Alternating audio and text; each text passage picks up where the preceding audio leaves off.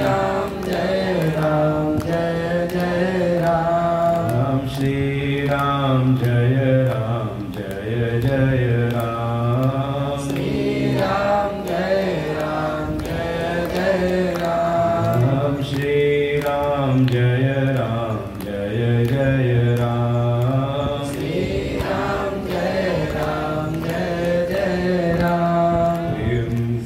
सच्चिदानंद भगवान की वृंदावन बिहारी लाल की राजा रामचंद्र भगवान की उमापति महादेव की सुखदेव भगवान की श्रीमद्भागवत भगवान की श्री सद्गुरुदेव भगवान की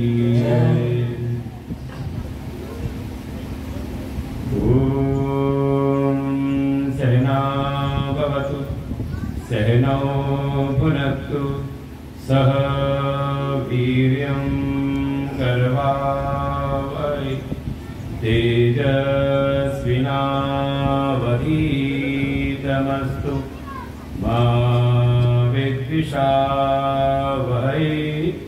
ॐ शान्ति शान्ति शान्तिः। अखण्डमण्डलाकारं व्याप्तं येन चराचरं तत्पदं दर्शितं येन तस्मै श्रीगुरवे नमः। अज्ञानतिमिरान्धस्य ज्ञानाञ्जनशलाकया चक्षुरुन्मीलितं येन तस्मै श्रीगुरवे नमः। गुरुर्ब्रह्मा गुरुर्विष्णु गुरुर्देवो महेश्वर गुरुर्साक्षात् परं ब्रह्म तस्मै श्रीगुरवे नमः। त्वमेव माता च पिता त्वमेव बन्धुश्च सखा त्वमेव विद्या द्रविणं त्वमेव सर्वं मम देव। गजाननं भूतगणादिसेवितं कपित्थजम्बूफलचारुभक्षणम् उमासुतं शोकविनाशकारकं नमामि विघ्नेश्वरपादपङ्कजम्। नारायणं नमस्कृत्य नरं चैव नरोत्तमं देवीं सरस्वतीं व्यासं ततो जयमुदीरये। सच्चिदानन्दरूपाय विश्वोत्पत्त्यादिहेतवे तापत्रयविनाशाय श्रीकृष्णाय वयं नमः। यं प्रव्रजन्तमनुपेतमपेतकृत्यं द्वैपायनो विरहकातर्या जुहाव पुत्रेति तन्मयतया तरवोऽभिनेदु तं सर्वभूतहृदयं मुनिमानतोऽस्मि।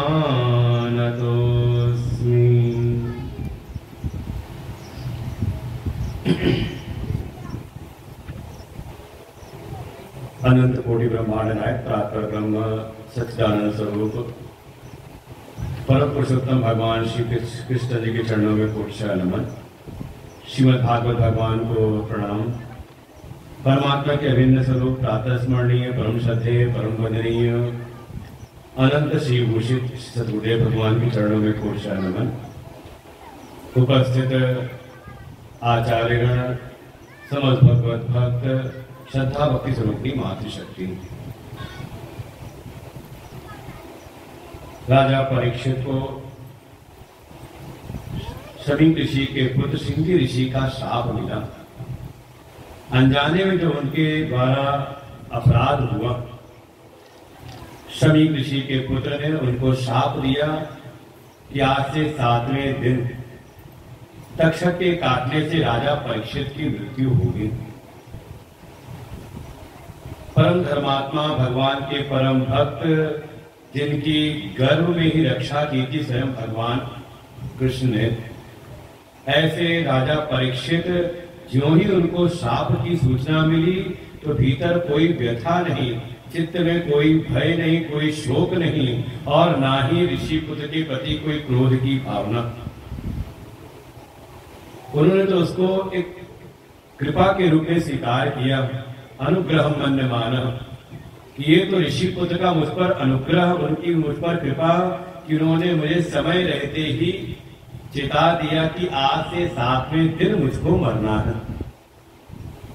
और जो मैंने अपराध किया था ऋषि के प्रति, ऋषि के गले मरा सांप डाला, एक प्रकार से उनका अपमान तो हुआ मुझसे, तो इस शाप से बढ़कर के और मेरे इस अपराध की कोई सजा हो नहीं सकती। ये तो उन्होंने कम ही किया, लेकिन कम से कम उनकी कृपा की मुझको ये तो पता हुआ कि आज से 7वें दिन।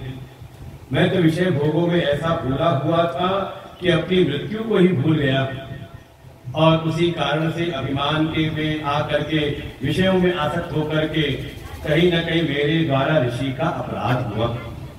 ऐसी मन की भावना लेकर के गंगा जी के तट पर चलते चलते पहुंच गए शुक्ल काल में, जहां पर बड़े बड़े ऋषि मुनि उन सब का आगमन हुआ और वहीं पर आगमन होता है सुखदेव भगवान का।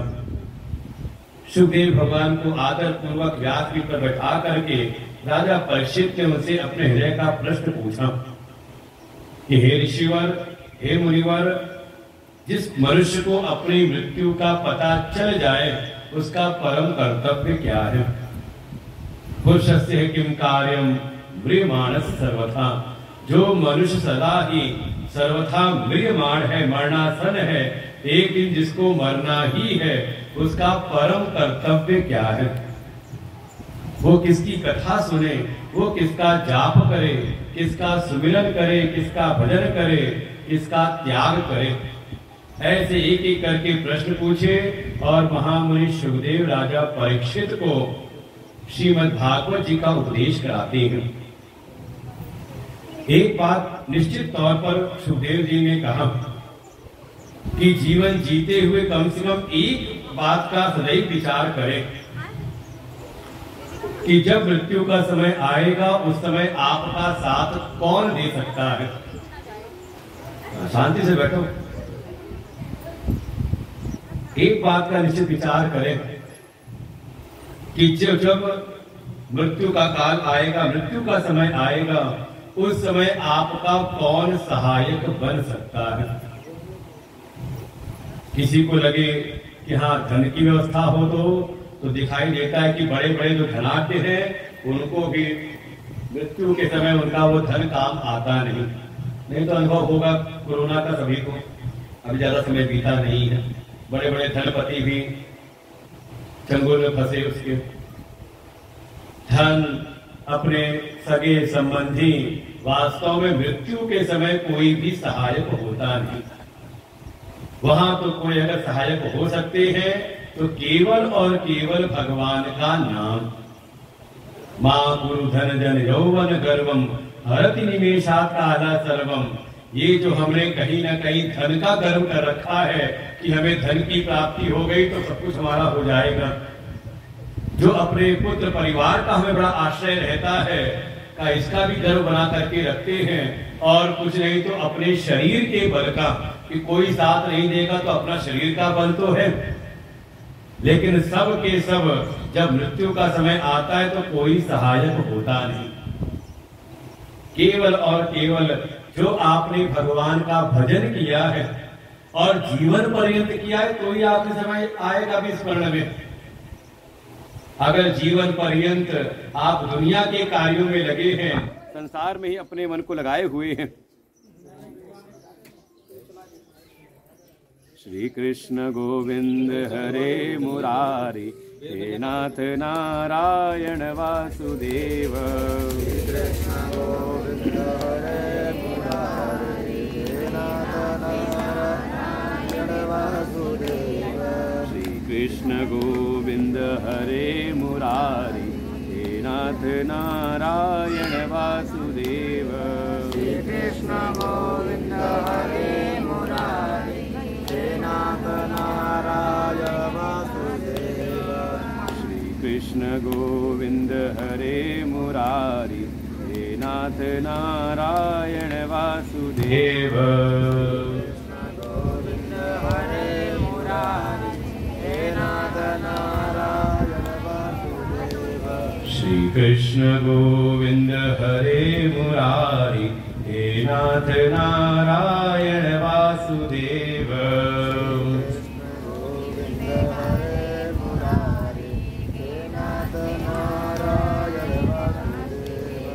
जीवन में जो हमने भगवान का भजन किया है, भगवान का नाम लिया है, वही हमारे अंत समय में कार्य आता है।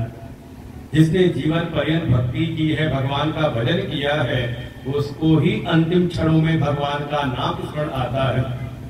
और जन्म लाभा परम पुंसाम अंते नारायण स्मृति। और यही जीवन की कमाई, यही मनुष्य जीवन का लाभ है कि हमारी ऐसी कमाई हो कि अंतिम क्षणों में भगवान का नाम हमारे मुख से निकल जाए। जन्म जन्म मुनि जतन कराही, अंत राम कही आवत नाही। जब कोई जन्म जन्मांतर जब भगवान का भजन करता है, तब उसकी ऐसी सामर्थ्य कि अंतिम समय में प्रभु का नाम ले लेता है।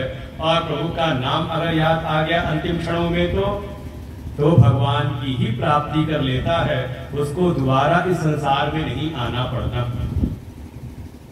जन्म लाभा परम पुंसाम, यही बात स्पष्ट रूप से सुखदेव जी ने परीक्षित को कहा कि जीवन ऐसा हो कि हमें अंतिम क्षणों में भगवान का नाम स्मरण रहे। भगवान का स्मरण ही, नाम स्मरण ही हमारे मरण से बचाता है, मरण की शुद्धि करता है। ऐसा कहते हुए सुखदेव जी ने राजा परीक्षित को भागवत की कथा सुनाई, जिसमें पूरी परंपरा कैसे भागवत जी का प्राकट्य हुआ। स्वयं भगवान नारायण ने सर्वप्रथम भगवान विष्णु ने ही इस श्रीमद् भागवत महापुराण की कथा सुनाई ब्रह्मा जी को। फिर ब्रह्मा जी ने ये कथा सुनाई अपने पुत्र देवर्षि नारद को। देवर्षि नारद ने कथा सुनाई व्यास जी को। व्यास जी ने यही कथा सुनाई सुखदेव जी को। और सुखदेव जी ने ऋषियों की सभा में राजा परीक्षित को कथा सुनाई। वही कथा सुनी सूत जी ने, और सूत जी सुना रहे हैं शौनक आदि ऋषियों को। और ऐसे ही परंपरा से प्राप्त होते हुए हमारे गुरुदेव को प्राप्त हुई, और उनके माध्यम से हम सब ये कथा सुन रहे हैं। श्री शुकुवाच एवमेतत्पुरा पृष्टा मैत्रेयो भगवान् किल छत्रावनं प्रविष्टेन त्यक्त्वा सगृहमृत्युमत् यद्वा अयं मन्त्रविद्वो भगवान् अखिलेश्वर पौरवेदगृहं हित्वा प्रायवेशात्मसात् कृतम्। एक समय की घटना हुई। ये हस्तिनापुर के प्रधानमंत्री हैं महात्मा विदुर। जिस समय महाभारत का युद्ध निश्चित हो गया और लगता है कि कोई यहाँ पर मेरी सलाह, मेरी बात नहीं मानने वाला है, तो उस समय महात्मा विदुर ने अपना जो अस्त्र शस्त्र था धनुष रख दिया धृतराष्ट्र के चरणों के सन्मुख, और स्पष्ट कह दिया कि मेरा तो दोनों पक्ष से ही मेरा प्रेम है, मैं किसी एक पक्ष में रह करके युद्ध नहीं करूंगा। और ऐसा कहकर चले गए तीर्थ यात्रा में। और तीर्थ यात्रा करते करते यमुना जी के तट पर वृंदावन में ये महात्मा विदुर की भेंट होती है उद्धव जी से, जो उद्धव भगवान के परम प्रिय हैं, परम भक्त हैं।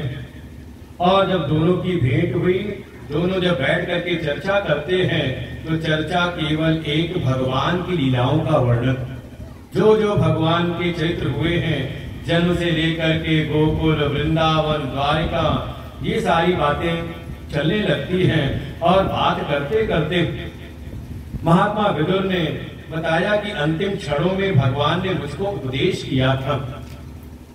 और जब भगवान भागवत तत्व का उपदेश कर रहे थे, उसी समय वहां पर आ गए थे मैत्री ऋषि।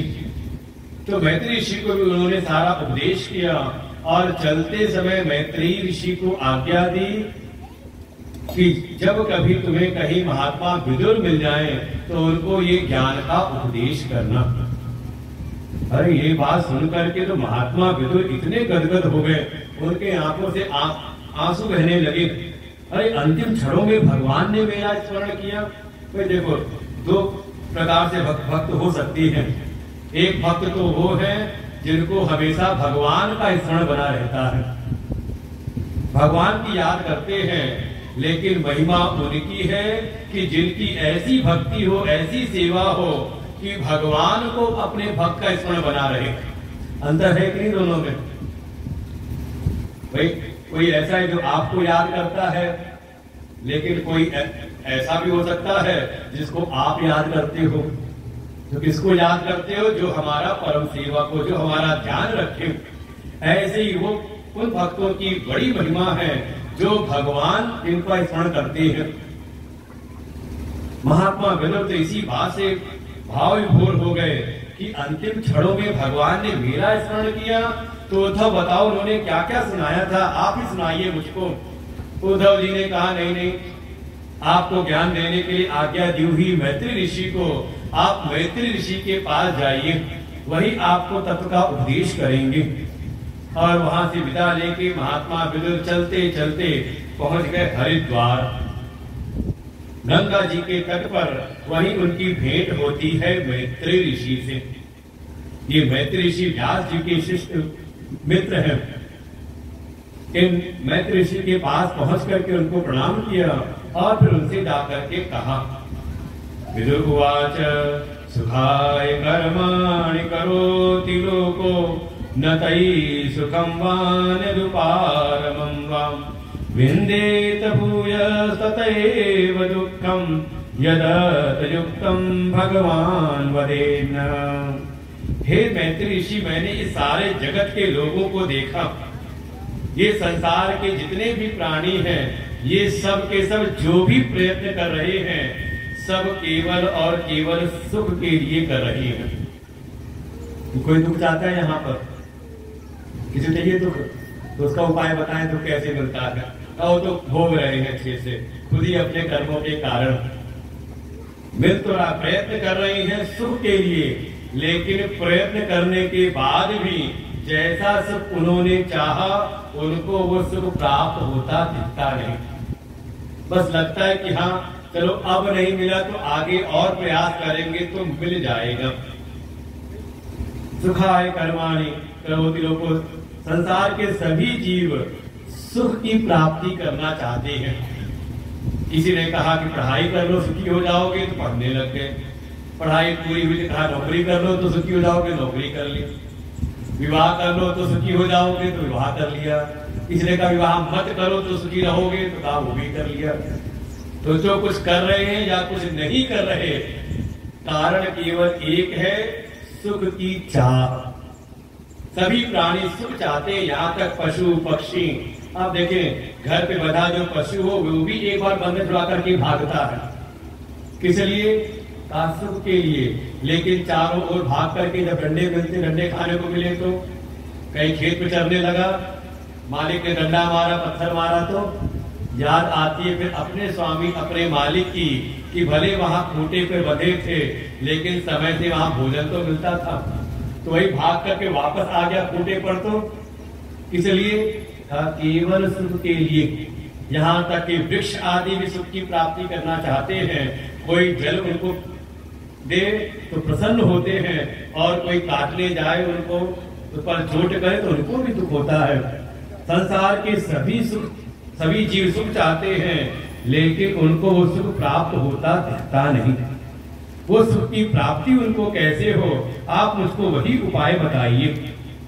और मैत्री ऋषि महात्मा विदुर को बैठा करके उनको पूरी भागवत कथा सुनाते हैं कि वास्तव में सुख का मूल तो एकमात्र परमात्मा है। जिसने परमात्मा की भक्ति की, भगवान का भजन किया, वास्तव में सुख की प्राप्ति उसको ही होती है। बाकी संसार में केवल सुख का आभास लगता है कि लगता है कि हाँ सुख, वास्तव में होता क्या है कि ये दुख भी है ना, ये सुख का चोला पहन करके आता है। लगता तो है कि ये मिले हैं, ये मिला है तो अब हम सुखी हो जाएंगे, लेकिन कुछ पल बाद का फिर वही प्राणी फिर हमें दुख का कारण बनता है। केवल और केवल सुख के मूल एकमात्र परमात्मा है, क्योंकि आनंद उनका स्वरूप है। उन्हीं परमात्मा नारायण से ही ये सारी सृष्टि उत्पन्न हुई है। उन्हीं की नाभि से प्रकट हुए ब्रह्मा जी, और ब्रह्मा जी को जब आज्ञा मिली सृष्टि बढ़ाओ, तब उन्होंने विचार किया कैसे सृष्टि बनाऊं। तो सृष्टि का विचार करते करते उनके मन से 4 ब्रह्म कुमार प्रकट हुए। भगवान के ये अंशावतार हैं, सनक, सनंदन, सनातन और सनत कुमार। ये 4 ऋषि कुमार हुए। पूछा पिताजी क्या आज्ञा है? ब्रह्मा जी ने कहा सृष्टि का विस्तार करो, प्रजा को उत्पन्न करो। ये चारों सनत कुमारों, चारों भाइयों ने हाथ जोड़ा पिताजी को, ब्रह्मा जी को, कहा ये दुनियादारी का, ये सृष्टि का, ये घर गृहस्थी का झंझट हमें बिल्कुल अच्छा नहीं लगता।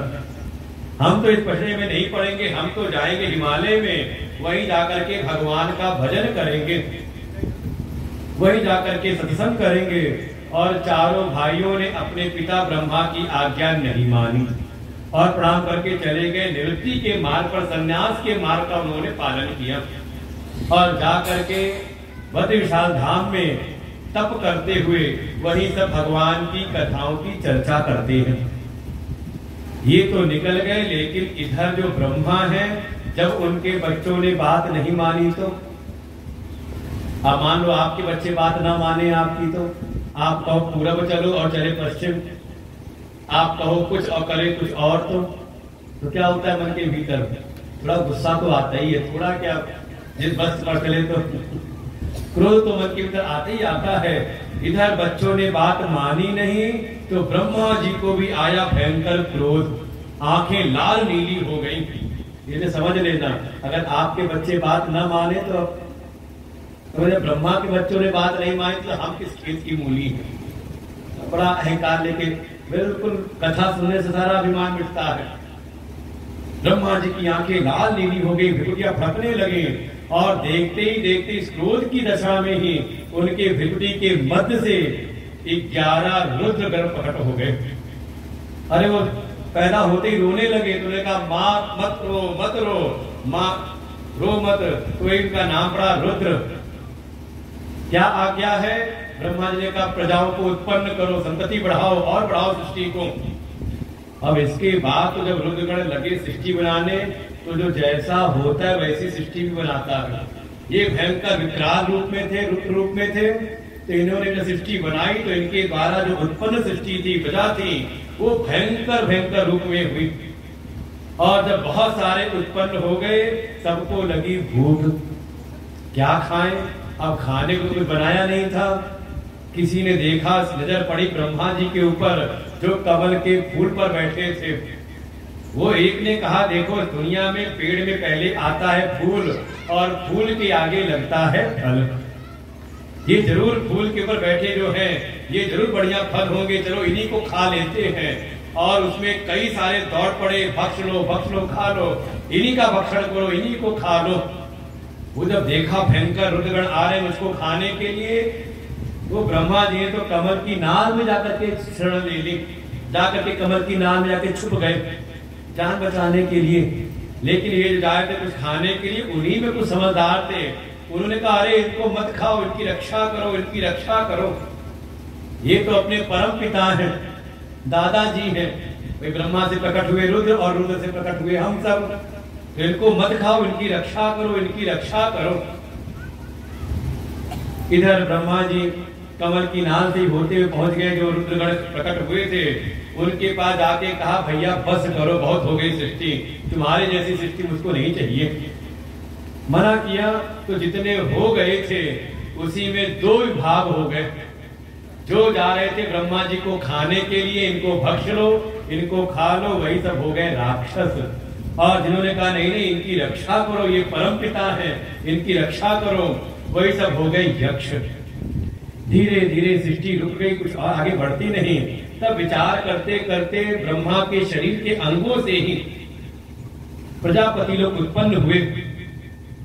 दिव्य ऋषियों की उत्पत्ति हुई। मरीचि, अंगिरा, पुलस्त्य, पुलह, क्रतु, भृगु, वशिष्ठ, दक्ष और उन्हीं से उत्पन्न हुए भगवान के अंशावतार देवर्षि नारद। ब्रह्मा की छाया से ही प्रकट हुए एक ऋषि, नाम पड़ा उनका कर्दम। लेकिन सब उत्पन्न होने के बाद भी अभी ब्रह्मा के मन में आया कि अभी मानुषी सृष्टि प्रकट नहीं हुई, ये वैसी सृष्टि कैसे प्रकट हो। ऐसा विचार करते करते ब्रह्मा के शरीर के दो भाग हो गए। उनके दाएं भाग से प्रकट हुए एक पुरुष, नाम पड़ा मनु, और बाएं भाग से प्रकट हुई एक स्त्री, नाम पड़ा शतरूपा। दोनों को आज्ञा दी आप मैथिली सृष्टि, गृहस्थ धर्म का पालन करते हुए आप मैथिली सृष्टि को उत्पन्न करिए। मनु और शतरूपा अब क्या करें, पिता की आज्ञा है, पिताजी से उत्पन्न उनकी आज्ञा है, तो कैसे मना करें। लेकिन उन्होंने कहा, प्रार्थना की, पिताजी आपकी आज्ञा शिरोधार्य है, हम आपकी आज्ञा मान करके प्रजाओं को उत्पन्न तो करें, लेकिन हमारे द्वारा जो प्रजा उत्पन्न होगी वो रहेगी कहां पर। अभी तो हमारे खड़े होने के लिए भी कोई स्थान है नहीं, क्योंकि इस समय पृथ्वी को तो एक दैत्य चुरा करके ले जाके छिपा दिया है रसातल में, नाम है उसका हिरण्याक्ष। पहले आप पृथ्वी का उद्धार तो कराइए। अब ब्रह्मा चिंता में पड़ गए, कैसे पृथ्वी का उद्धार करें, कैसे पृथ्वी का उद्धार करें। ये दैत्य ने तो इसको जाकर के रसातल में छुपा दिया है। और ऐसा विचार करते करते ब्रह्मा की ही दाहिनी नासिका छिद्र से स्वयं भगवान प्रकट होते हैं शूकर रूप में। बोले वाराह भगवान की। भगवान वाराह रूप में प्रकट हुए, शूकर रूप में।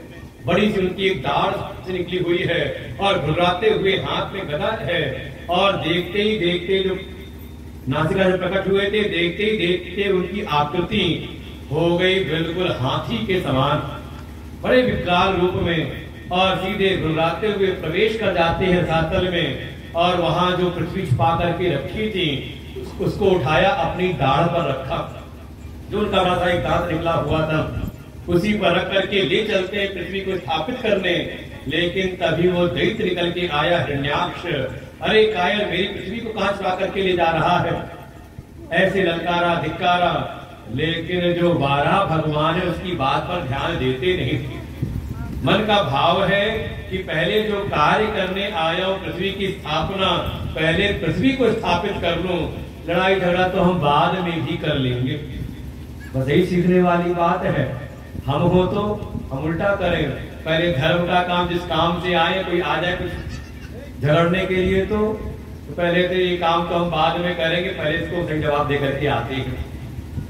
कई बार हम अपना कर्तव्य, अपना धर्म, अपनी पूजा पाठ भी छोड़ देते हैं झगड़े के लिए। वाराह भगवान ने पहले ले आकर के पृथ्वी को स्थापित किया, जल को स्तंभित करके, और फिर वापस लौट करके आते हैं। हाँ, क्या कहते, कायर हूं आप, फिर लड़। और फिर वाराह भगवान का युद्ध होता है हिरण्याक्ष के साथ में। और देखते ही देखते हिरण्याक्ष का वाराह भगवान ने वध किया। वध करके जब आए, सारे देवताओं ने इनको यज्ञ स्वरूप मान करके इनकी स्तुति की। इन्हीं वाराह भगवान के पीठ पे कुछ खुजली सी होने लगी। उन्होंने जा करके कहीं पेड़ दिखा, उसमें अपनी पीठ खुजलाई, और खुजलाने से इनके ही रोए कुछ गिर गए पृथ्वी पर। और जहां जहां वो रोए गिरे वहीं पर प्रकट हो गई कुश, जो परम पवित्र है। बिना कुशा के कहा भी कोई भी देव कार्य संपन्न नहीं होते। ऐसे वाराह भगवान की महिमा हुई। लेकिन ये जो परीक्षित थे, इनके मन में बात आई कि हिरण्याक्ष कौन था। ये कहां से आ गया अचानक, आपने इसके बारे में तो बताया ही नहीं। तब शिवदेव जी ने कहा, हे परीक्षित राजन, ये जो हिरण्याक्ष है ये कोई और नहीं, ये भगवान का ही सेवक था। भगवान नारायण जहां रहते हैं वैकुंठ में, उन तक पहुंचने के लिए 7 द्वार हैं। जैसे है होता नहीं, एक घर का मुख्य द्वार हुआ, फिर अंदर गए तो एक और द्वार मिला। ऐसे करते करते अगर किसी को नारायण से मिलना है तो उसको 7 ड्योढ़ी पार करनी पड़ती है, और सभी द्वारों पर कोई ना कोई द्वारपाल नियुक्त है। वहीं जो 7वीं ड्योढ़ी है, 7वां जो द्वार है, अंतरंग जो द्वार है, वहीं पर भगवान के 2 सेवक जिनका नाम था जय और विजय, ये दोनों वहां पर नियुक्त थे। वही रह के भगवान की सेवा करते थे। और भगवान नारायण की इतनी अंदर की सेवा मिल जाए तो इस कारण से थोड़ा उनके मन में भी अभिमान आया। और ये बिल्कुल बड़े आदमी की सेवा मिल जाए तो वो समझ लो, जो मंत्री का प्यून होता है ना, जो बाहर खलासी बैठता है, वो भी मंत्री से कम नहीं होता। आप जाओ मंत्री से मिलना हो और उसको कुछ ना करो, जेब गरम ना करो, तो कह देगा बाहर से, मंत्री जी आज मीटिंग में बैठे हैं, अभी आराम करो, प्रतीक्षा करो। और जरा सी जेब गरम कर दो तो तुरंत आपकी खबर पहुंचाता है मंत्री जी के पास में कि हाँ ये आए हुए हैं। ऐसे ही भगवान की अंतरंग सेवा का उनको आया अभिमान, मन के भीतर आया कि हम बिल्कुल भगवान के अंतरंग सेवक हैं और देखने में भगवान के जैसे ही हैं, लेकिन हमारा मान सम्मान कोई नहीं करता, कोई हमें प्रसन्न खुश नहीं करता। सब आते सीधे पहुंच जाते भगवान के पास में। कुछ व्यवस्था बनानी पड़ेगी ठीक ठाक। क्या करें? तो दोनों ने विचार किया कि इस दुनिया के जो लोग हैं वो 2 की ही बात मानते, 2 तरह के लोग हैं, और 2 तरह के लोग 2 की बात मानते हैं। जो इस दुनिया में संसारी लोग हैं, जो संसार के विषयों में ही आसक्त हैं, उनको बात समझ में आती है रुपए की, धन की, लक्ष्मी की। जरा सा कुछ धन का लालच दिखाओ तो काम करने को तत्पर हो जाते हैं। तो कुछ तो ऐसे हैं जो लक्ष्मी के प्रभाव से कार्य करते हैं, और दूसरे जो इसी संसार में भगवान के भक्त हैं, वो तो वास्तव में संतों के आश्रित रहते हैं। संतों की जैसी आज्ञा, संतों का जैसा उपदेश, वैसी बातें वो जीवन में मानते हैं। तो 2 ही हैं। अगर 2 को ठीक कर दे तो बाकी तो अपने आप ठीक ठाक हो जाएंगे। और संजोग उसी दिन शाम को आ रही थी लक्ष्मी जी अपने पति नारायण से मिलने के लिए। 6 द्वार पार कर लिए, लेकिन जैसी 7वें द्वार पर आए, ये जय विजय ने लगाई अपनी लाठी। देवी कहाँ जा रही हो? लक्ष्मी को बड़ा आश्चर्य हुआ, आज तक तो कभी रोक टोक हुई नहीं, आज इनको क्या हो गया? अरे मुझको पहचाना नहीं, मैं लक्ष्मी हूँ, अपने पति के पास जा रही हूँ, अपने ही घर जा रही हूँ। वो दोनों ने कहा, कोई अपॉइंटमेंट ली है भगवान से? कुछ है, कुछ पत्र तुम्हारे पास में? अभी हमारे जो प्रभु है वो आराम कर रहे हैं, अभी किसी से मिलेंगे नहीं। जैसे कहा ना, खलासी को आपने कुछ दिया नहीं तो कहता है साहब मीटिंग में बैठे हैं, अभी मिलेंगे नहीं। बहुत वाद विवाद हुआ। लक्ष्मी जी उस समय तो वहां से निकल गई। बाद में जब मौका मिला, जब पहुंची भगवान के पास, तो चरण की सेवा करते करते सारी बात बताई कि स्वामी आपके जो 2 सेवक हैं ये बड़े उद्दंड हो गए हैं, बड़े अभिमानी हो गए हैं। मैं भी आ रही थी तो मुझको आने नहीं दिया था, ऐसा ऐसा अभिमान प्रकट कर रहे थे। भगवान ने कहा, है तो मेरे ही सेवक, खबर तो मुझको भी है कि कुछ अभिमान इनके भीतर आ गया है। लेकिन देवी, अभी अगर मैंने इनको कोई सजा दी तो जगत में कहीं मेरी हंसाई ना हो कि ये भगवान नारायण ये भी पत्नी के बस में ही चलते हैं। देखो पत्नी ने कहा तो तुरंत काम कर दिया। इसलिए धैर्य रखो, थोड़ा समय दो मुझको, मैं उनका उपचार करूंगा। और संजोग भगवान के ही संकल्प स्वरूप वास्तव में जो संत हैं, जो ऋषि हैं, जो भक्त हैं, वो भगवान के ही मन होते हैं, भगवान के संकल्पों को ही पूरा करते हैं।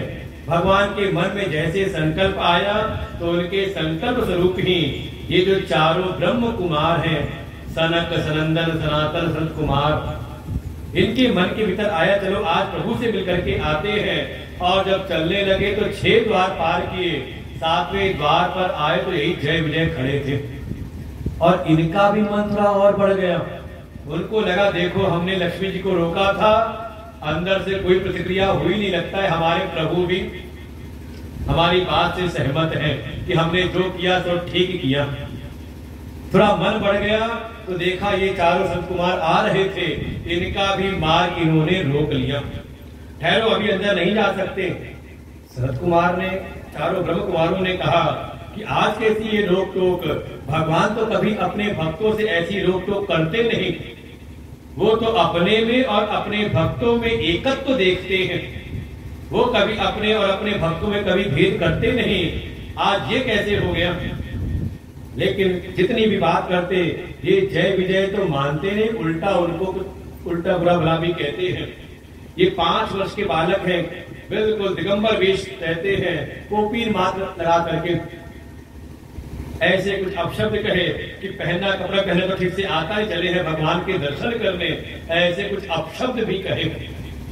तब वहां पर संत कुमार जो चारों ब्रह्म कुमार थे, इनको आया थोड़ा क्रोध। इन्होंने कहा देखो ये रह तो रहा है भगवान के लोक में, भगवान की सेवा में लगा हुआ है, लेकिन इसके भीतर बिल्कुल वैसा अभिमान है, वैसा ही द्वेष है, वैसी द्वैत बुद्धि है जैसा असुरों में होता है।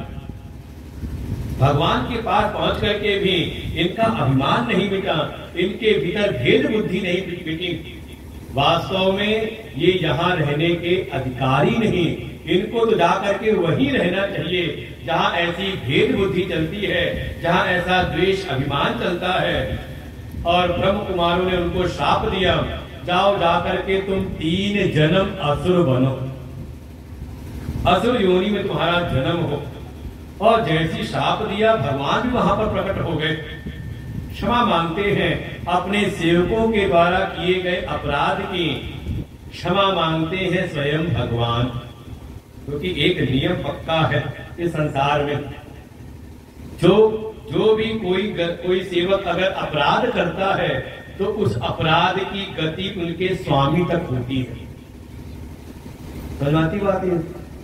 अरे मान लो जैसे आपने कोई नौकर रखा, सेवक रखा अपने घर पर, और संजोग से आप घर पर थे नहीं, और कोई आपका बढ़िया कोई रिश्तेदार घर पहुंचा, आपका कोई मित्र घर पहुंचा, और आपकी अनुपस्थिति में उस सेवक ने उस मेहमान के साथ में खराब व्यवहार किया, क्या होगा? वो जो मेहमान है किससे नाराज होगा? नौकर से, मालिक से नाराज होगा।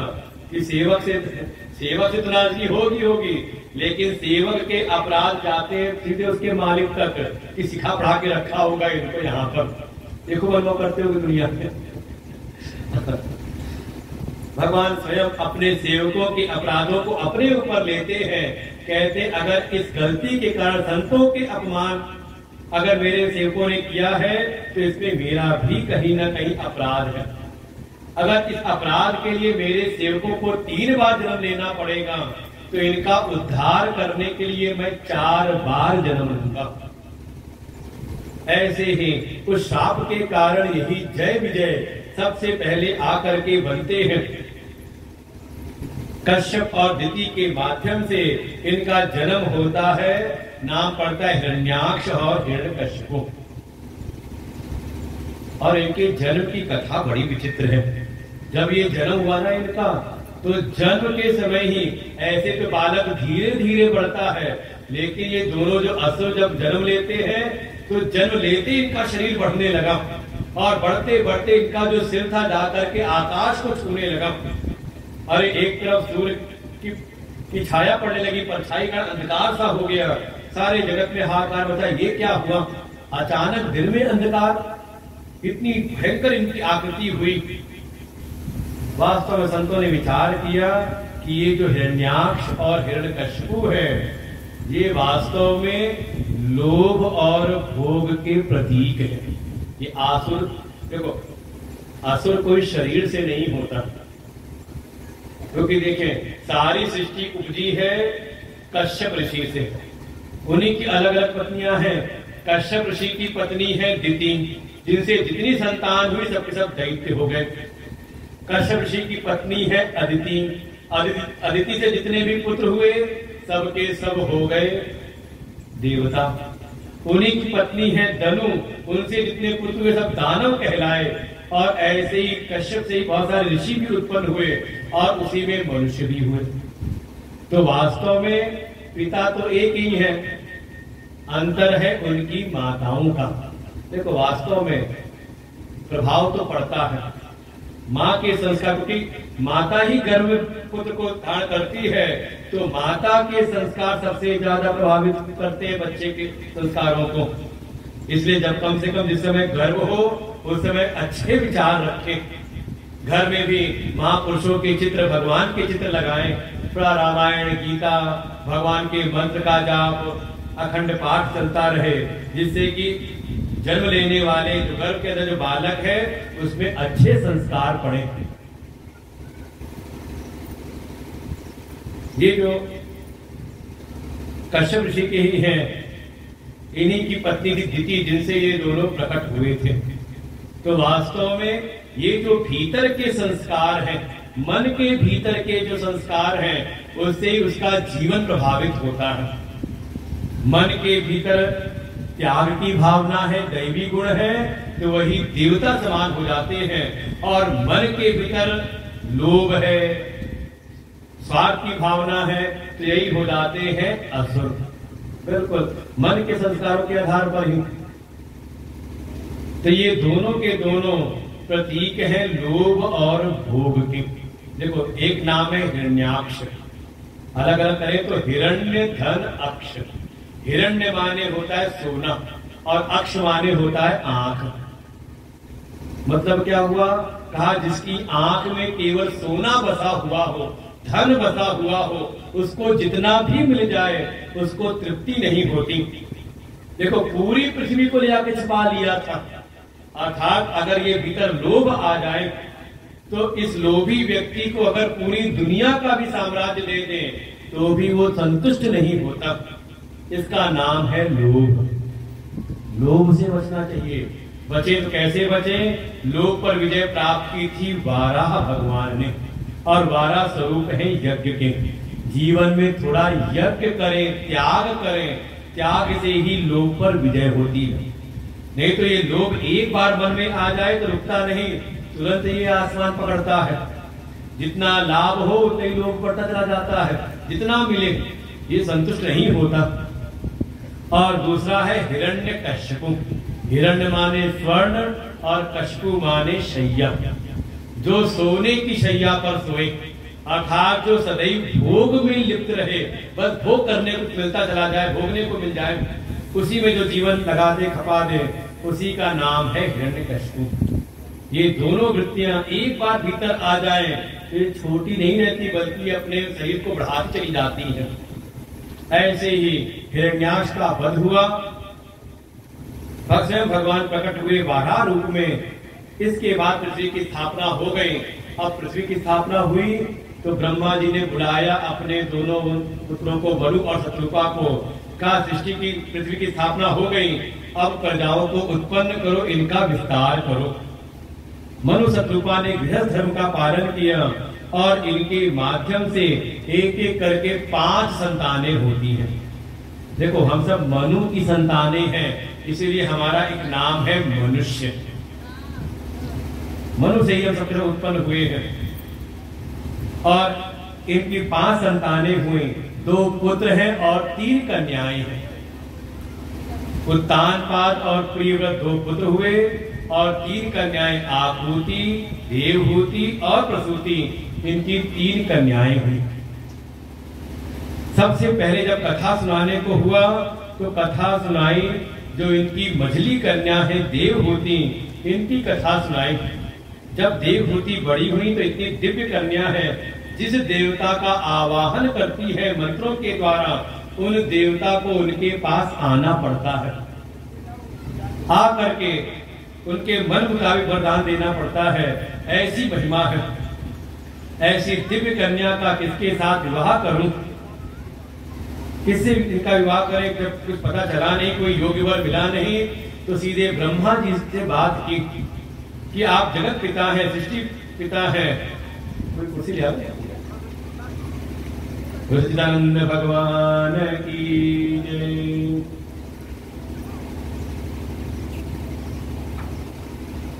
श्री राम जय जय राम, राम जय जय राम, श्री राम जय जय राम, श्री राम जय जय राम,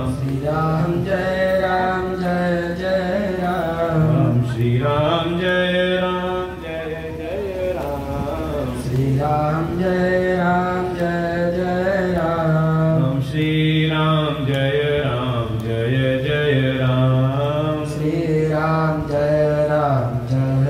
जय राम, श्री राम जय जय राम, श्री राम जय जय राम, श्री राम जय जय राम। तो वर्णन किया मनुष्य कृपा से जो कन्या प्रकट हुई थी देवहूति, ऐसी दिव्य कन्या किससे विवाह करें। तब परमपिता ब्रह्मा ने कहा कि चले जाओ, बिंदुसर नाम का स्थान है, तीर्थ है, वहां पर तपस्या में रत है कर्दम ऋषि, वही इनके लिए योग्य वर होंगे। और मनु शत्रुपा अपनी कन्या को लेकर रथ पर बैठाया और अकेले ही चल पड़ते हैं यात्रा की बिंदुसर नाम के तीर्थ की।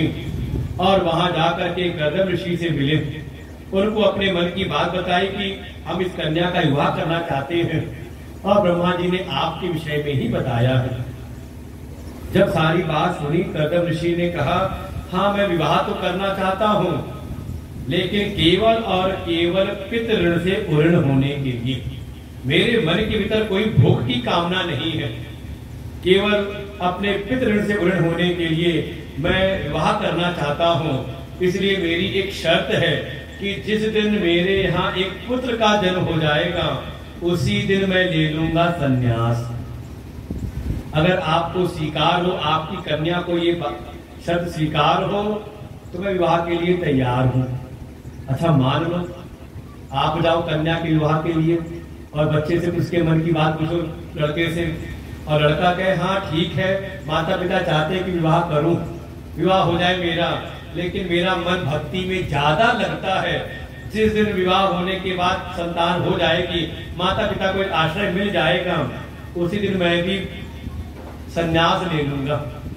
क्या करोगे, विवाह करोगे कि नहीं कन्या का? मन में आएगा बेटा तुम्हारे विचार बड़े उत्तम हैं, लेकिन अच्छा किया विवाह के पहले ही बता दिया। लेकिन वहां पर मनु शत्रुपा ने भी स्वीकृति ली है देवहूति जी से, और देवहूति जी ने अपनी मौन स्वीकृति दी। देखो हाव भाव से लक्षण प्रकट हो जाते हैं। और फिर देवहूति जी का विवाह होता है कर्दम ऋषि के साथ, और इसके बाद तो इनका तपस्या में जीवन रहता है। बहुत समय बीत गया, तपस्या करते करते एक दिन तपस्या से उठे कर्दम ऋषि, देवहूति की जो सेवा थी देख करके बड़े प्रसन्न होते हैं। बिना किसी कामना के, बिना किसी लोभ और द्वेष के ये मेरी सेवा में लगी हुई है। पूछा बड़े प्रेम से, देवी बताओ आपके मन में कोई इच्छा हो तो मैं उसको पूरी कर सकता हूँ। देवहूति ने कहा बस एक ही है कि हमारे यहाँ कम से कम कोई संतान तो हो जाए।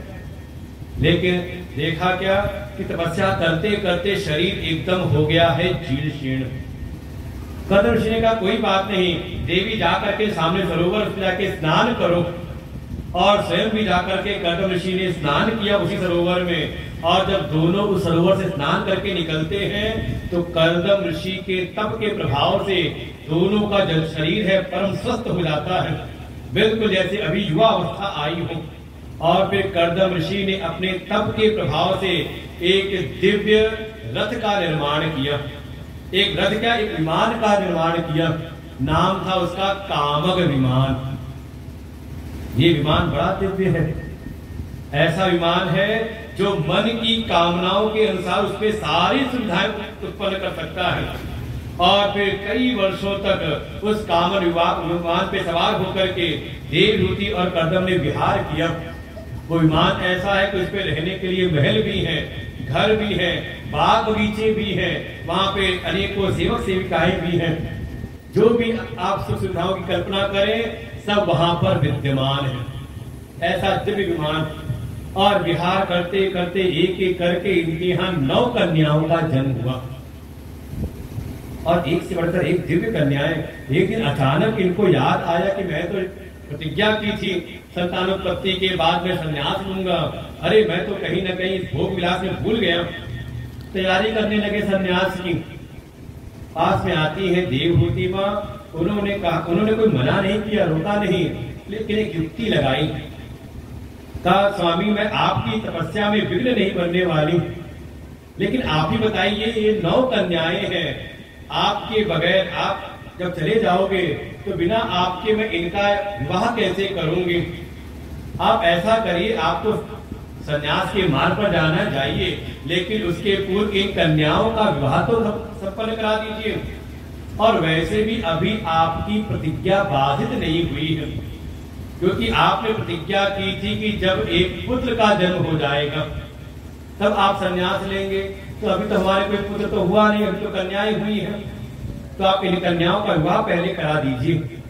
और फिर जैसी जैसी कन्याएं हैं उनके योग्य वरों को ढूंढ करके कर्दम ऋषि ने अपनी कन्याओं का विवाह किया। एक कन्या है, नाम है कला, इनका विवाह किया मरीचि ऋषि के साथ में, ये ब्रह्मा के पुत्र हैं। दूसरी कन्या है, नाम है अनसुईया, नाम सब जानते हो अनसुईया जी का। इनका विवाह किया अत्रि ऋषि के साथ में। एक कन्या है श्रद्धा, इनका विवाह किया अंगिरा के साथ में। हवि का पुलस्त्य के साथ, गति का पुलह ऋषि के साथ। क्रिया नाम की कन्या, इनका विवाह किया क्रतु ऋषि से।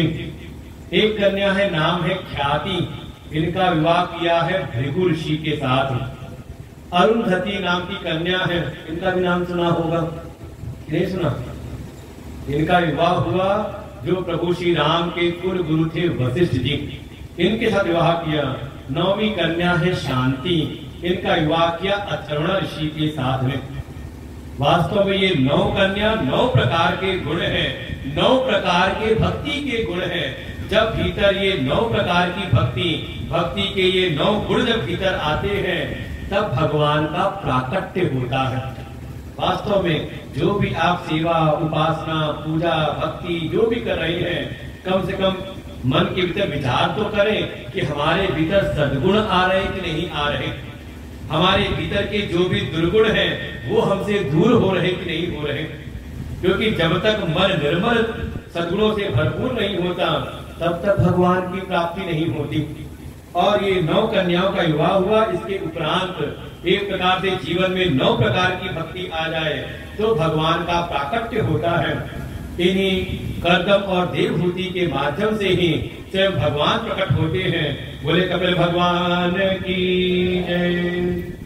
कपिल भगवान आए, पालने में लेटे हुए थे, आए इनके पास में कर्दम ऋषि, इनको प्रणाम किया। जानते हैं त्रिलोकी के स्वामी हैं, इन्होंने हम पर कृपा की है, उनको प्रणाम किया। और भगवान भी वहां पर, देखो जैसा साधक को भगवान वैसा ही कार्य करते हैं। कर्दम ऋषि को वहीं से उनको उपदेश किया, जाइए आप आत्म के आत्मज्ञान की प्राप्ति के लिए आप आगे साधना में आगे बढ़िए। और आज्ञा मिलते ही कर्दम ऋषि ने भगवान की परिक्रमा की और संन्यास के मार्ग पर चल पड़ते हैं। इधर देवहूति माँ ने अपने बालक की सेवा की, पालन पोषण किया। और पालन पोषण करते करते जब थोड़े बड़े हो गए कपिल भगवान, तो एक दिन देवहूति माँ ने भी उनको बैठाया आसन पर, उनकी भली प्रकार से पूजा की।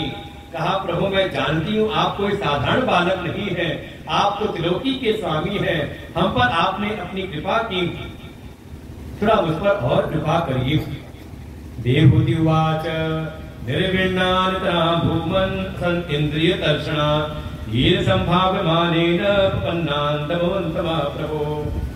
हे प्रभु देखिए हमारी कैसी दुर्गति हो रही है, हमारा पूरा जीवन केवल इंद्रियों की तृप्ति में निकलता जा रहा है। हम केवल अपने इंद्रियों के भोगों में ही रत होकर के अपनी सारी शक्ति ऊर्जा को समाप्त करते जा रहे हैं। और ये इंद्रियां ऐसी हैं, इनको जितना भी भोग दो कभी तृप्त होती नहीं। कितना रूप देखते जाते हैं लेकिन तृप्ति मिलती नहीं, कितनी बातें सुनते हैं दुनिया की लेकिन सुनने से तृप्ति नहीं मिलती।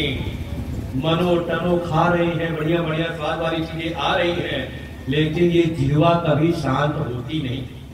निरंतर और मिल जाए और की चाह बनी रहती है और धीरे धीरे जीवन लीला ही हमारी समाप्त हो जाती है।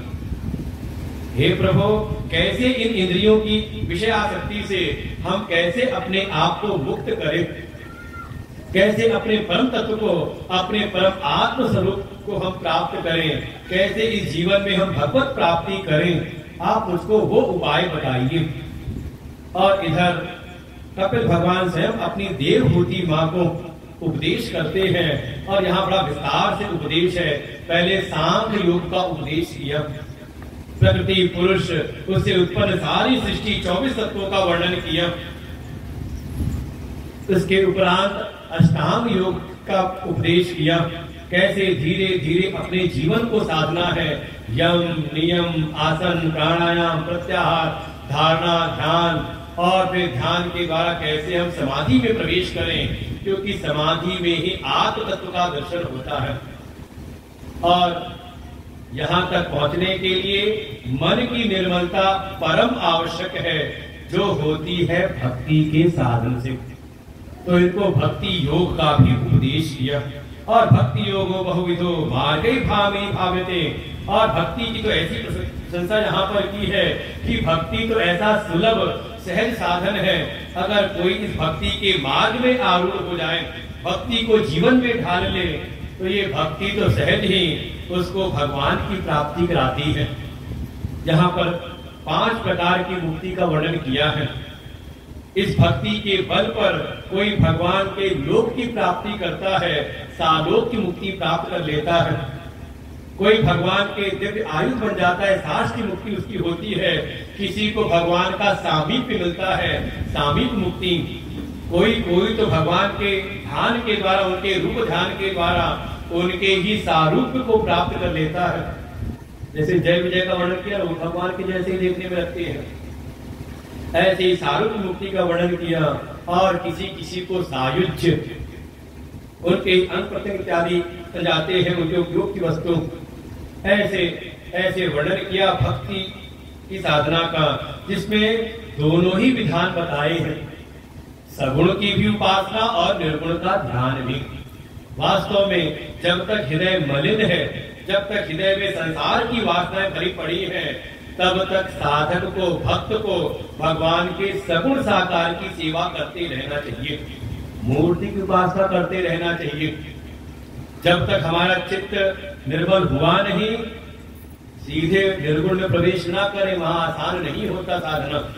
पहले तो मन की निर्मलता के लिए भगवान के सगुण साकार सविशेष तत्व का, सविशेष उनकी मूर्ति की उपासना करें, उनकी सेवा में लगे, उनके अनुकूल रहने का प्रयास हो और उनके जो प्रतिकूल है उनका जीवन में त्याग हो, और निरंतर ये दृढ़ विश्वास प्रभु ही हमारे रक्षक है, ऐसी भावना बने तो उसका हृदय निर्मल शुद्ध होता है और उसको भगवान के निर्गुण तत्व का भी बोध हो जाता है।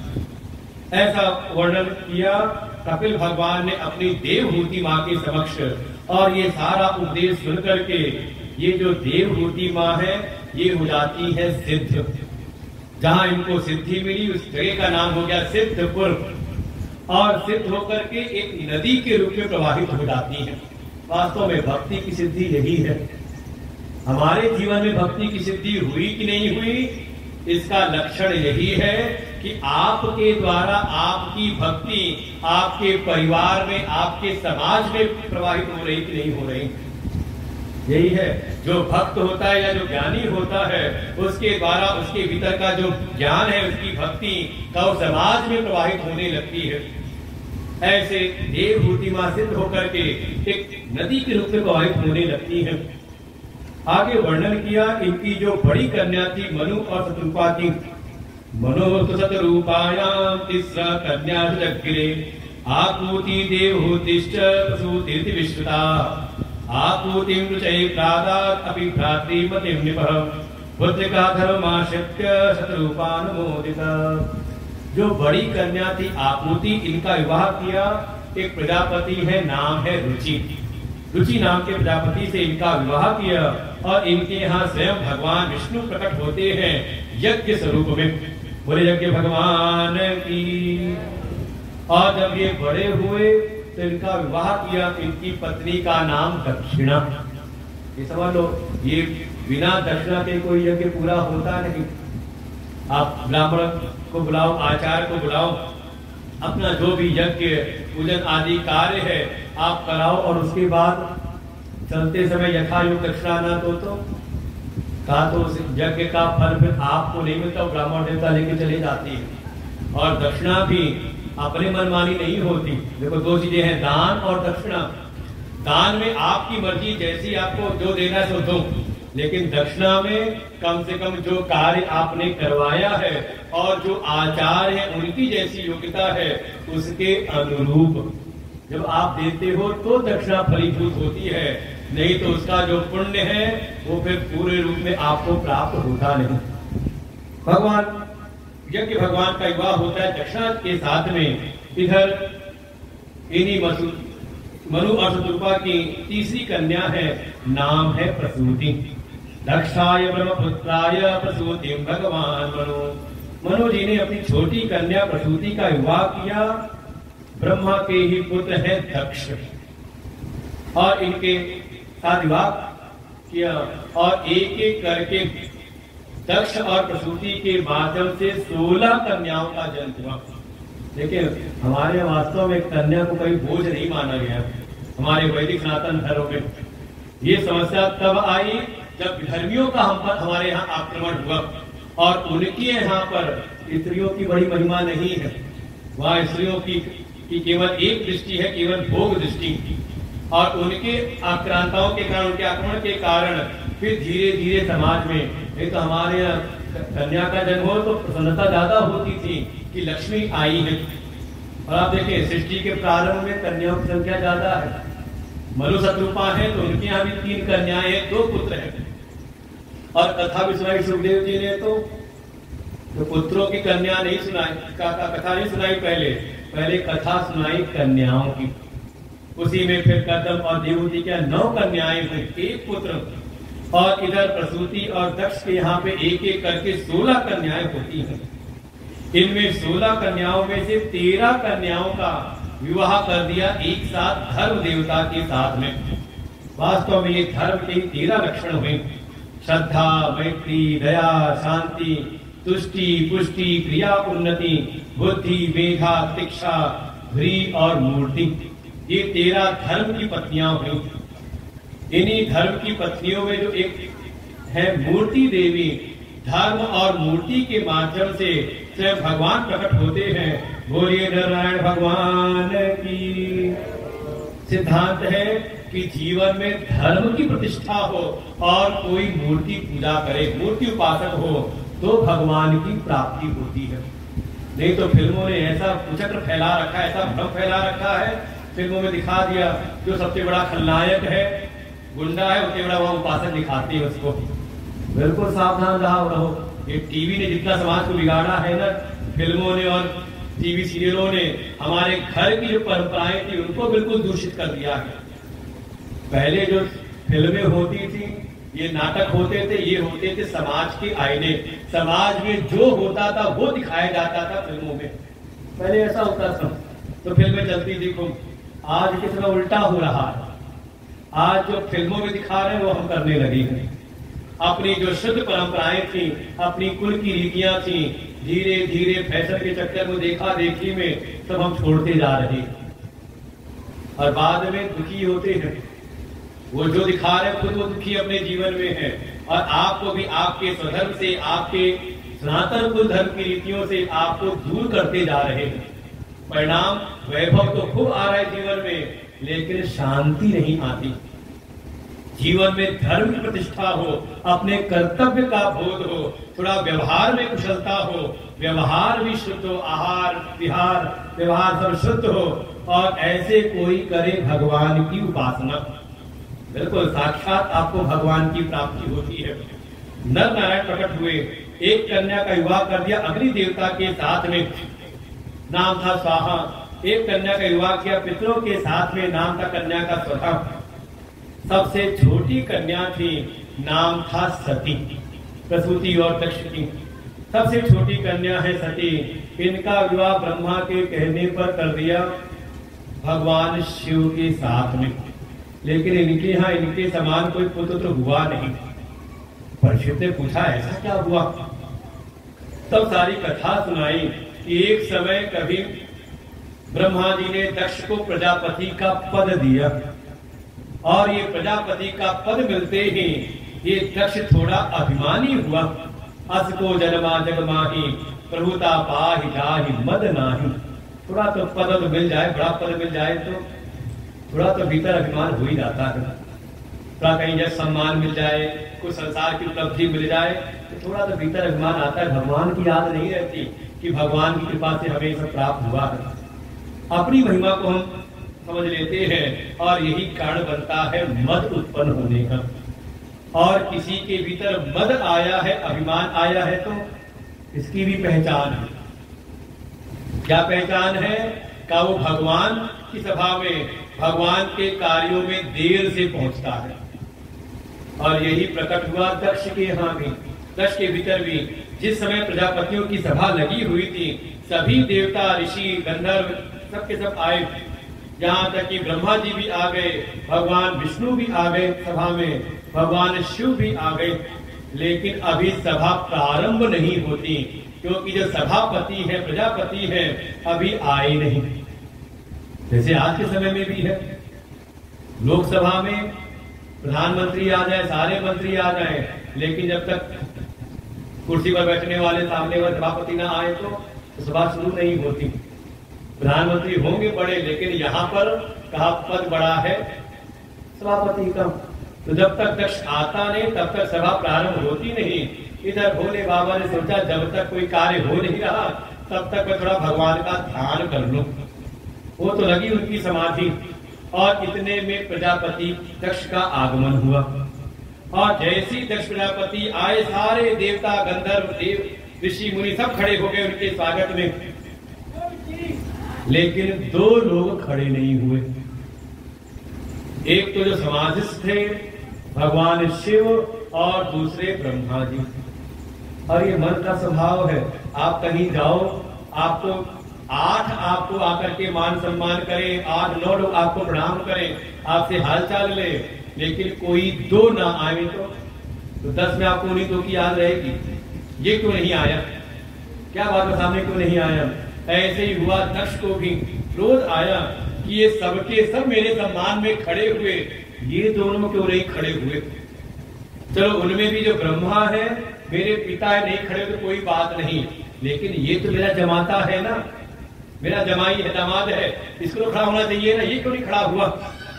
और भरी सभा में भगवान शिव को अपशब्द कहने लगता है कि भूत प्रेतों के बीच में, शमशान में रहता है, इसका नाम ही शिव है, बाकी इसकी सारी वेशभूषा अशिव है, अमंगलकारी है। ऐसे ऐसे अपशब्द कहने लगा परिसभा में। लेकिन भगवान शिव भी बड़े शांत स्वरूप में देखते जा रहे हैं, उसको कुछ बोलते नहीं, कुछ प्रतिक्रिया देते नहीं। और जैसे आप किसी पर गुस्सा करो, क्रोध करो, और वो कुछ ना बोले तो शांत रहे तो गुस्सा और बढ़ता है। अरे जब भगवान से देखे जा रहे हैं, उसको कुछ बोलते नहीं तो वो और जाके अवसर कहता है, देखो कैसे बंदरों के जैसे ईश मरकट लोचना, कैसे बंदरों जैसे भूल रहा है मेरे को। जाओ, मैं आज से विधान बनाता हूँ कि ये जो अमंगल वेशधारी, जाति कुल से रहित, इसके कुल माता पिता का कुछ पता नहीं, इसको मैं आज देवताओं के यज्ञ के भाग से इसको मैं बहिष्कृत करता हूँ। नंदी जी खड़े हुए, वो खड़े होकर के दक्ष पर क्रोध करते हैं। कुछ ब्राह्मणों को शाप दिया, खड़े हो गए भृगु ऋषि, उन्होंने उल्टा शिवगणों को शाप दिया। जब शापा शापी होने लगी, भगवान शिव को अच्छा लगा नहीं, नंदी को समझाया और समझा करके उस सभा का त्याग कर दिया। कुछ समय बाद ये दक्ष ने भीतर एक प्रतिशोध की भावना थी, उसके कारण एक बड़े यज्ञ का अनुष्ठान किया। वाजपेय नाम के ब्रह्म का यज्ञ का अनुष्ठान किया। संतुष्टि हुई नहीं तो इसके बाद पुनः एक बृहस्पति सब नाम का यज्ञ करता है और यज्ञ का अनुष्ठान किया। हरिद्वार में कनखल स्थान है, कनखल में इस यज्ञ का अनुष्ठान किया। सभी देवताओं को निमंत्रण भेजा, निमंत्रण नहीं भेजा तो कैलाश पर। और लगता है कुछ निमंत्रण पत्र में कुछ रास्ता भी बताया होगा, कि जब सब देवता लोग आना तो कैलाश की ओर से होते हुए आना, उत्तर का मार्ग, उत्तर का द्वार खुला रहेगा प्रवेश करने के यज्ञ मंडप में, और ये सारे देवता कैलाश के ऊपर से उड़ते हुए सस्ते सस्ते हुए जा रहे हैं। यहाँ कैलाश पर भगवान शिव समाधि से उठे हैं और जितने गढ़ है साथ में सती जी उनको कथा सुना रहे हैं और सारी घटना याद कर रहे हैं सती जी को। जब भगवान शिव ने त्याग कर दिया था मन से, अब सती जी को मन तो कथा में लगता नहीं, और जब मन कथा में ना हो तो जिसका मन कथा में होता है उसका पूरा ध्यान कथा में लगा रहता है, व्यास जी की ओर रहता है, और जिसका मन कथा में न लग रहा हो तो पहचान होती है, इसको कभी बगल में देखता है कौन आ रहा है, तो कभी दाएं देखता है कौन जा रहा है कि नहीं। अच्छा, मन लगा हो कथा में तो बिल्कुल एकांतता बनी रहती है, बिल्कुल जो जो सुनाया जा रहा सुन रहे हैं, और मन न लग रहा हो, जोशी आके बैठाया गया हो तो समय पास करना दाएं बाएं देखते हुए कहीं ना कहीं कुछ ना कुछ। ऐसी सती जी का भी मन जो दुखी था, मन लग नहीं रहा, उनकी नजर गई ये सुंदर सुंदर विमानों पर। अरे मेरी बहनें भी जा रही, सारी ये रोड़ी आदि चंद्रमा के साथ कहाँ जा रही हैं, जया विजया को भेजा, जाओ पता करो। वो दोनों सखियों ने बताया आपके पिता के यहाँ यज्ञ हो रहा है, आप तो नहीं जा रहे। उन्होंने कहा ये कथा तो सत्संग तो बंद करें तब तो जाए। तब बीच में कहा है प्रभु यज्ञ में आप तो नहीं जा रहे, सभी देवता जा रहे हैं, चलना चाहिए। भगवान का निमंत्रण नहीं, बिना निमंत्रण के जाना ठीक नहीं। सती जी ने कहा अरे कोई धर्म का कार्य हो, यज्ञ हो, और वैसे भी पिता के घर जाने में कैसा निमंत्रण, बिना निमंत्रण के भी पति के यहाँ, पिता के यहाँ, गुरु के यहाँ बिना निमंत्रण के भी जाना चाहिए। भगवान शिव ने कहा बिल्कुल सब ठीक है, लेकिन अगर वो हमसे विरोध मानते हो तो वहां जाना ठीक नहीं, क्योंकि अपनों के द्वारा मिलने वाला जो अपमान है वो असहनीय होता है, सहन योग्य नहीं होता। फिर से भगवान शिव ने समझाया तुम्हें भी जाना ठीक नहीं वहां पर। लेकिन सती जी ने जिद की कि नहीं मैं जा करके देखूंगी उन्होंने क्यों नहीं बुलाया आपको, और सती जी चल पड़ती है। भगवान ने भी नंदी भृंगी अपने गणों को साथ भेजा कि जैसे कोई महारानी जा रही उपचार के साथ में, उनका भेजा वहां पर। लेकिन सती जी जब पहुंची है उस यज्ञ मंडप में, केवल उनकी जो माता है वो प्रेम से मिलती है, बहनें प्रेम से मिलती, दक्ष ने कोई महत्व दिया नहीं। चलो सब किनारे किया, लेकिन जैसे यज्ञशाला में प्रवेश किया तो देखा वहां सभी देवताओं के भाग रखे थे, लेकिन भगवान शिव का वहां पर भाग नहीं था। ये देख करके अत्यंत कुपित हुई, भरी सभा में दक्ष को फटकार लगाने लगती हैं, लेकिन दक्ष ने भी उनका तिरस्कार किया कि तुम्हें तो निमंत्रण भी नहीं दिया, बिना बुलाए चली आई हो, तुम्हारी यहाँ कोई आवश्यकता है नहीं, रहना है तो बैठो अपना भाग लो, और नहीं तो यहाँ से चली जाओ। ऐसी बातें सुनकर के मन में आया मैं वापस तो चली जाऊं, लेकिन क्या मुंह लेकर के जाऊंगी प्रभु के पास में, उन्होंने तो मुझको मना ही किया था। और तो और अगर वापस चली भी गई और कहीं मेरे प्रभु ने मुझको इस दक्ष के नाम से पुकारा कि हे दक्ष दाक्षायणी, हे दक्ष सुता, तो मुझको बार बार याद आएगा कि ये जो शरीर मिला हुआ है एक शिवद्रोही से मिला है, जो अत्यंत ही असहनीय होगा। इसलिए ये जो शरीर है शिवद्रोही से मिला है, मुझको तो इस शरीर को भी नहीं रखना। और उसी यज्ञ मंडप में भगवान शिव का ध्यान करते हुए योग अग्नि में अपने देह का त्याग कर दिया। जैसे ही सती ने देह त्याग किया, ये नंदी भृंगी आदि गण उत्पात जाने लगते हैं। वही जो यज्ञ के थे मुख्य प्रधान जो आचार्य थे, भृगु ने यज्ञ अग्नि में आहुति दी और उससे बहुत सारे ऋभु ऐसे देव प्रकट हुए और उन्होंने सारे शिव गणों को मार मार के भगाया वहां से। पिटते पिटाते सारे गण पहुंचे कैलाश पर। जब सारी घटना बताई, भगवान शिव ने सती के देह त्याग की बात सुनी, अत्यंत कुपित हुए, बड़ा क्रोध आया और क्रोध में ही अपनी एक जटा उखाड़ तोड़ करके एक शिला पर पटका। उससे प्रकट होते हैं वीरभद्र, आज्ञा दी जाकर के दक्ष के यज्ञ को विध्वंस कर दो। अरे जब वीरभद्र चलते सैकड़ों गणों को लेकर के, लगता है जैसे दिन में ही आंधी चल पड़ी हो, बिल्कुल अंधकार सा हो गया। जो देवता जो भी वहां दिखाई देते हैं, जो सामने आया सबका विध्वंस किया। करते करते सारे नारायण अलसत्र भारे वहां पर गए, वहां से निकल करके अंत में ये जो कुछ गण थे, एक गण थे नाम था मणिमान, इनके हाथ पड़ गए भृगु ऋषि।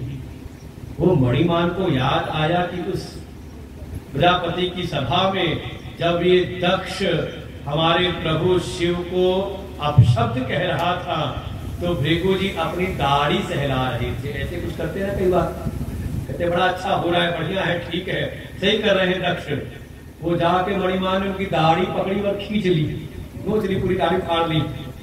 फिर एक गण थे नाम था चंडीश, इनके हत्थे पड़ गए एक देवता थे पूषा। वो चंडीश को याद आया कि जिस सभा में शिव का अपमान हो रहा था, ये जो पूषा देवता ये अपनी बत्तीसी दिखा रहे थे, खिलखिला के दांत दिखा के हंस रहे थे। वो चंडी से जाके एक जोर सा पूछा मारा और सारी बत्तीसी इनकी बाहर। तब तक नंदीश्वर भगवान ने पकड़ा भग देवता को। याद आया कि उसी सभा में जब शिव का अपमान हो रहा था तो ये आंखों से इशारा कर रहे थे, हाँ हाँ ठीक है, अच्छा कर रहे थे। जाकर के इनकी आंखें निकाल ली। इधर वीरभद्र सारे यज्ञ को विध्वंस करते हुए ढूंढने लगे कि इसका यजमान कहाँ है, वो दक्ष कहाँ गया दुष्ट। जब कहीं दिखता नहीं, जा करके देखा तो एक वेदी के भीतर छुप करके बैठे थे दक्ष।